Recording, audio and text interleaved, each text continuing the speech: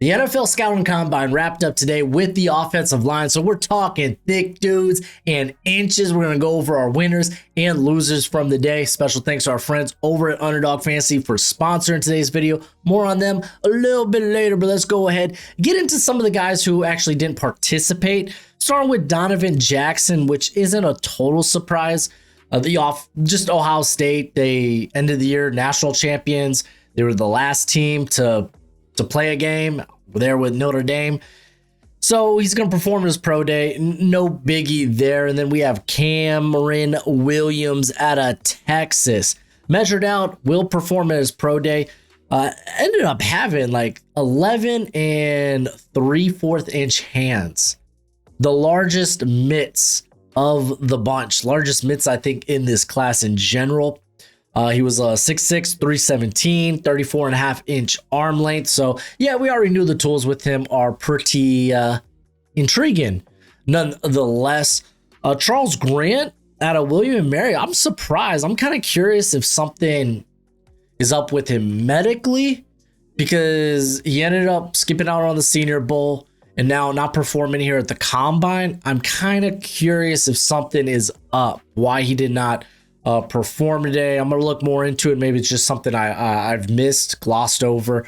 But this usually would be something that could pole vault him into that day 2. And it's just right now we're just looking at an early day 3 guy. I will say probably a tackle.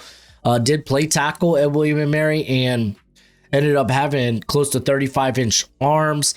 Came in 6'5", 311. So a good tackle size, but you really wish you could have saw him at the Senior Bowl against high-level competition. You wish we could have saw him work out today, but kind of is what it is. You got Chase London out of Connecticut. I think he is coming back from injury, but despite being like, what is he, 6'7", 6'8", sub 33 inch arms, a little surprising there. But kind of is what it is. Jack Nelson did the on-field drills, but did not do any of the workouts. But I think those are kind of the big names. I do want to go over, not really a draftable player to me, in Garrett Dellinger, but don't know if he got banged up at the Senior Bowl. But he didn't even get measured out, which typically indicates, okay, they took him to like a medical facility to get checked out for something. We saw that happen with Abdul Carter, who also didn't measure out. So just a little curiosity there with him. But let's go ahead, get into the workouts for the offensive line. Starting with the 40. Golly, man, I said it in my what to expect video I recorded last weekend, that Jared Wilson and Armand Membu, I think they're going to be the fastest guys there among the offensive line. They indeed test out as the fastest guys there. Jared Wilson, 4'8", 440, and then you got Armand Membu, 4'9", 140. He was also consistently one of the fastest movers, whether you're going to like, you look at like the short pull or long pull drills. I think he really elevated his stock a ton. Came in 6'4", which, okay, you look at the height, it's like, okay, that's more of a guard build. He's closer to 6'5" than he is 6'4", but he's got 33.5 inch arms. On top of testing out well. And I remember I did a mock draft for Roundtable Sports about a little over a week ago. And Derek Larger went with Armand Membu at 4. And a lot of people crapped on it. I don't think that's crazy. That's why I didn't really say anything at the time, because I was like, I really like Armand Membu. I've taken him as high as 9. So him going at 4 wasn't like completely crazy for me. I think he's, well, like, if you want to talk about the top offensive lineman that's going to be drafted, Membu is in that bunch. He is. Jonah Savanea out of Arizona ran a 4.95, which I got him listed with the guards, but he's got long arms. I mean, I feel like you're gonna have to list this cat with the tackles. You really are. You just look at his tape and he just feels awkward when kicking back into pass protection. And you wonder if you can mitigate that by putting him in a phone booth. However, he certainly has the ability. He has the tools to remain a tackle. He is someone at Arizona who played both tackle and guard. I'll talk about more meat in a second, but I got to talk about Underdog Fantasy. If you download the app and sign up using promo code BROSHMO, they match your first deposit. Don't know why I used the pinky there. First deposit up to $1,000 dues. It's the best place to play. My favorite is higher or lower on player stats. It's not just football, guys. It's baseball, basketball, all kinds of sports, but they also have best ball. And right now, you could draft a best ball team that already includes this coming up rookie class. So if you want to get on the action, Underdog Fantasy is a great place to do that. They got daily promos as well, but as always, bet responsibly, bet within your means, and if you do sign up, it's promo code BROSHMO. Tate Ratledge, I'm glad he came out here and performed pretty darn well. Guard out of Georgia, 4.9, 740. He did exceptionally well in the vert and the broad. To be fair, a lot of these guys I thought performed well today. He was one of the few guys that did a 3-cone. And to be fair, the offensive line in general did more of the agility drills than I think the general group, the other positions in this class did combined. But he ended up tested in the higher percentile, and I guess let me clarify this, anywhere from like the 75th to 99th percentile. He tested with a 7.38 in the 3-cone. Again, if you're going to be 75 or 75th percentile or higher, you want to be at 7.48. He did that. He tested really well, kind of secured his spot, I think, in day 2. Will Campbell, kind of the talk of the town. Is he a guard? Is he a guard? We expected it. We expected him to come in with sub 33-inch arms, and he did not disappoint. He came out with 32 and 5/8 inch arms. Small hands too, 9.5, so both in the lower percentiles. However, he tested really well. He was a very smooth mover. He was in the higher percentile for both the 40 and the vert. Showed some explosiveness. He was, I think, typically the fastest mover on the field drills. You're keeping this guy at tackle. Like, I don't like 6'6" guards to begin with. Again, that's more of a me thing. But I think you're keeping him at tackle, and people are like, you don't take him in the top 10. I don't think that's out of the realm of possibility. I think the NFL is probably largely going to have him as like tackle 1 in this class, even though I might not. But yeah, he needed to run well, and he ran well. He performed well. So Will Campbell, he's going to continue to be an enigma until he gets drafted, and even a little bit after. You had Ariante Ursery had a pretty solid day, ran a good 40. Jackson Slater, this is important to note. He did the vert, did the broad, and then I think he strained his hamstring during his 40. Ended up, don't know if he planned on doing it in the agility drills, but does sound like it's not serious. He is going to be able to participate at his pro day. Big plus. I thought he was a big winner if you didn't have him as a day 2 guy, because I get it. I'm a little bit higher on him than the general consensus. I have him as a day 2 guy. I felt like he just kind of reassured me of that projection with him. Joshua Gray is going to be a fascinating case. Not going to play tackle in the NFL.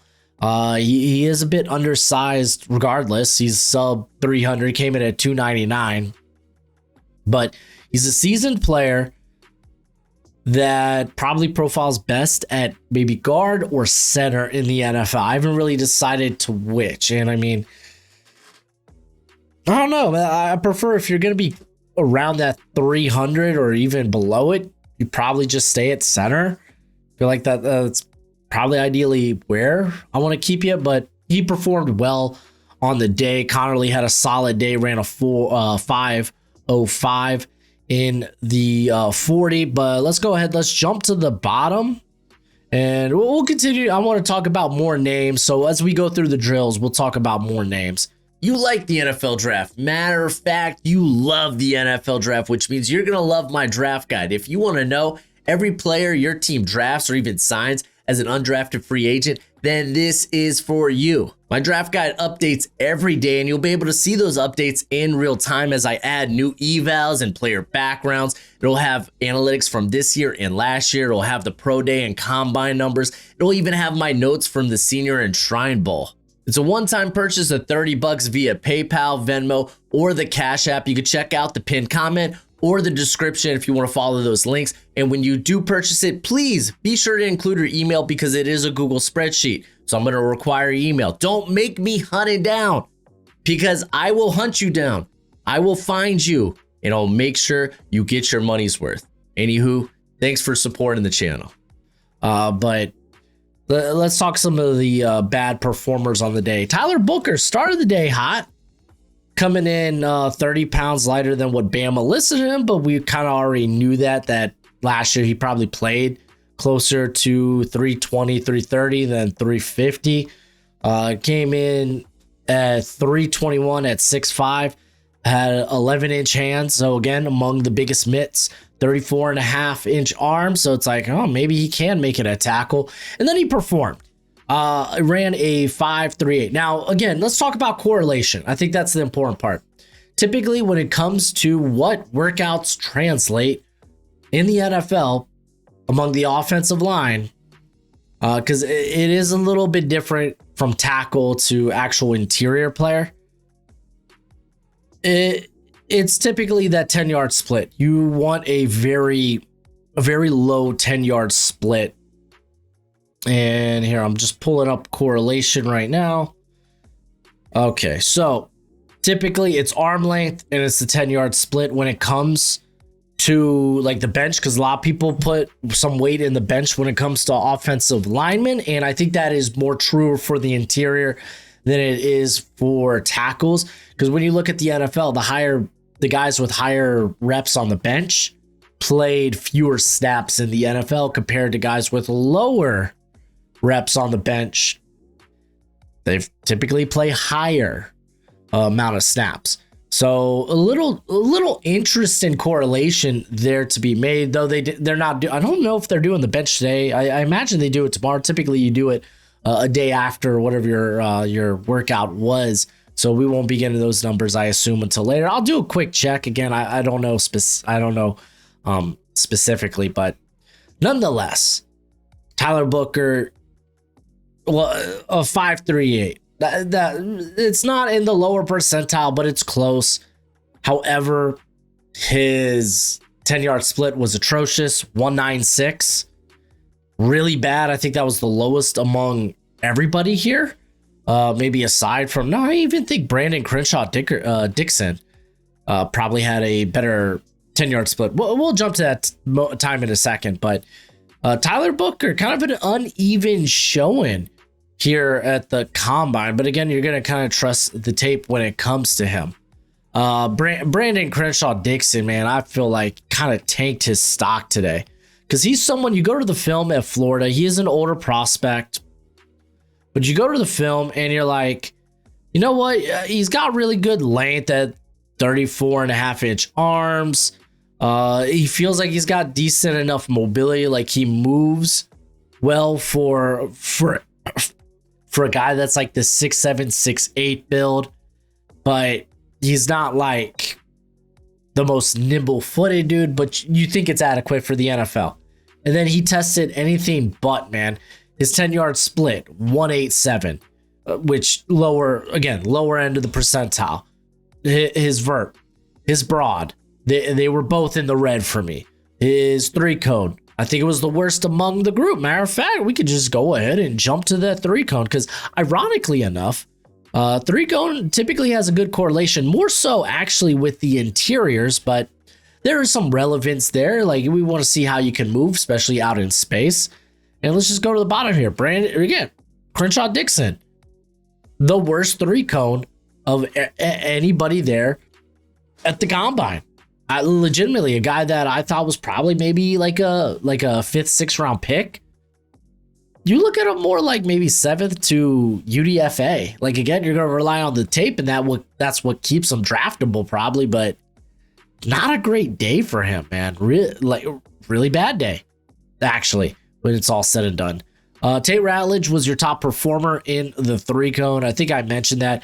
Caleb Rogers, guard slash center out of Texas Tech. He's a very interested player in general because I think he played tackle at Texas Tech last season. Yep, played right tackle for the Red Raiders, but you knew he was probably kicking inside because he's got suboptimal length. And I mean, you knew he was gonna test out well from a mobility standpoint. So I don't see myself changing where I have him on my board. Kind of, he tested as expected, even if it was like, oh, that's a little better than I thought.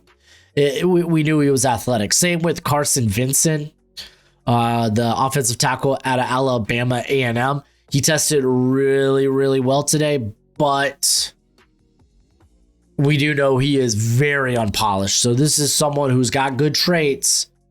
You're probably waiting until mid to late day 3 to take a shot on him. Because especially in the game, in the Senior Bowl game, David Walker had a field day with him. An absolute field day. Let's see. Let's jump to the shuttle, because again, only a few guys did it. Again, Caleb Rogers, we kind of knew that. Logan Brown, I think Logan Brown had a solid day.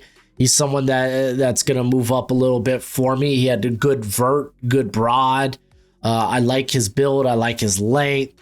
Someone that really didn't get to start there at Wisconsin, took his talents to Kansas, had a relatively solid season for the Jayhawks, so that was good to see. Drew Kendall, the center out of Boston College, I feel like a lot of people have been quiet on him, man. They're just not quite talking about him, and I love this dude's movement skills. As a matter of fact, let's just talk about Drew Kendall real quick.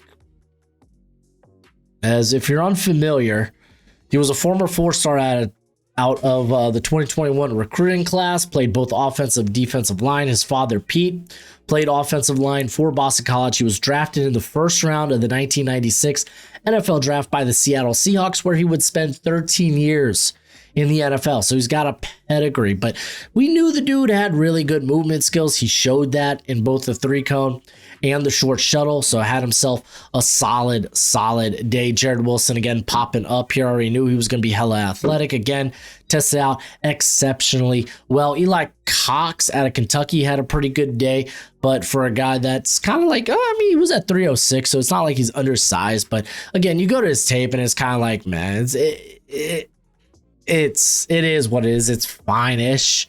There's moments here and there, but like, you don't love the power profile when it comes to Eli Cox. You kind of wonder if it's enough to hold up in the NFL, in the NFL in general.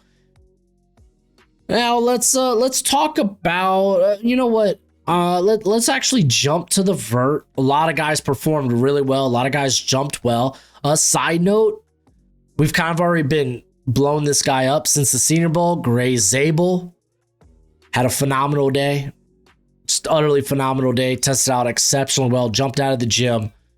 He's continues to move up boards. Again, your usual suspects and Membu, Connerly Jr., they're up. They're on the board. But Kelvin Banks, he had a 32-inch vert. That tests in the higher percentile. Had a relatively quieter day compared to guys like Membu, guys like Campbell. But he's in the mix, man. For one, coming out being 6'5", 315 is a huge plus. If you thought this dude was a guard, I think you're just wrong. 33.5-inch arms, excuse me. So he hits that threshold, unlike, unfortunately, Will Campbell. So he's in the mix, man. He's in the mix. I constantly see him fall down mock drafts, mine included, and that really shouldn't be the case anymore. I do want to make a side note on someone who did not test out with the, just didn't test out, but he did the field drills, and that would be Emory Jones Jr. Tested out with with the tackles, and I still see him as a guard. He consistently had the slowest movement speed of anybody in the drills. I think he's made for a phone booth. Coming in at 6'5", 315, he gives you big hands, great length at 30, close to 35-inch hands. It's just, he just doesn't have the movement skills, the movement speed, I think, to stick at tackle unless you're really drafting him just to kind of a gap heavy, power heavy blocking scheme. Someone else I do want to bring up, and I think this is probably a good spot for it, is Miles Frazier, someone that I'm higher on than the general consensus. I think he could probably play tackle or guard at 6'6", 324. He's got 33 and a 1/8 inch arms. He tested out relatively fine. You look at the 40 and the 10-yard split, and you're like, okay, maybe he's not built for all schemes, which is fine. I had him as a gap heavy player anyway, but the vert was good, the broad was good. I thought he did enough to kind of solidify his status, at least with me today. And again, it's like the usual suspects were here at the bottom, and like Brandon Crenshaw, Dixon, Xavier Truss, Tyler Booker. Again, and people are thinking I'm harping on Booker, but he's this guy that shed a lot of weight, but just honestly didn't move as well as I was hoping. And I mean, I'm glad the shuttle and the 3-cone times were fine. We're in that like kind of like middle percentile, but I don't know. You start to think, is he more scheme specific than you anticipated? Before we kind of wrap it up here, maybe a couple of guys I haven't really gone into or talked about. I just do want to check this bench. Yeah, they're doing the bench tomorrow. But right now, because I just put in all this information on my draft guide, I just want to see, is there anyone else that popped out that I want to talk about? I don't think in particularly. I kind of hit on everyone I wanted to. Did anyone like stick out to me at the combine that I hadn't watched yet? If I'm being real, no. I feel like I've probably watched all the draftable offensive linemen.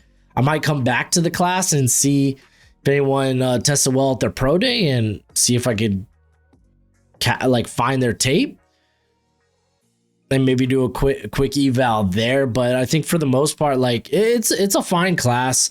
The tackle class is looking a little bit better than it did a few months ago, especially like when you consider like Josh Simmons was unable to participate because covering from the ACL. He will have a private workout closer to the NFL draft though. Did come in with 33-inch arms, so it's like he hits the threshold, but he's like right there on the threshold. But let me know who are some of your risers and fallers from the combine as always. Until next time, you be easy, my friends. Later.